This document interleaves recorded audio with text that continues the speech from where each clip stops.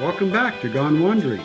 Today we are visiting Manzanar, a Japanese internment camp in eastern California. We are about 230 miles northeast of Los Angeles. The name of Manzanar means apple orchard in Spanish. The name comes from the second inhabitants, Mr. John Shepherd, who had about 20,000 apple trees. He sold it in 1905, and that became the town of Manzanar. The first inhabitants being the Paiute Indians, and the third being the Japanese. The area is now a historic site, and no one lives within many miles. At the beginning of World War II, Franklin D. Roosevelt authorized Executive Order 9066, which enabled the Japanese to be placed into internment camps. The majority of the Japanese were located on the West Coast, and 112,000 of them ended up in internment camps, even though 62% of them were U.S. citizens. 80,000 of them were second and third generation children.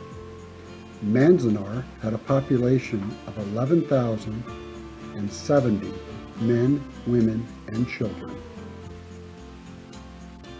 To make Manzanar as self-sufficient as possible, the Japanese constructed and diverted Shepherd's Creek to fill a 900,000-gallon reservoir. They also farmed 440 acres, raised chickens, hogs, cattle, and 35 varieties of vegetables, and a few grains here and there also. They were able to supply 2/3 of the food needed for the camp. As all Americans supported the war effort, Manzanar was no exception. More than 500 young Japanese Americans wove camouflage nets for the U.S. Army right there at Manzanar.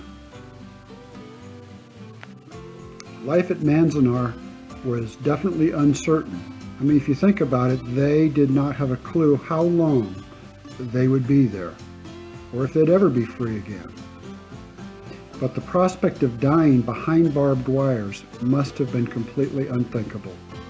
150 men, women, and children died in the camp over the years. 14 of them were laid to rest in Manzanar, outside of the barbed wire lines, but most of the others were cremated.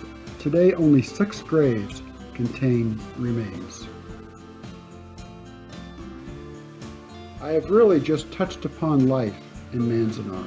Although the visitor center was closed due to COVID, if you are ever traveling Highway 395 around the Bishop area, stopping by this area is well worth your time to reflect upon what life was like just a mere 80 years ago.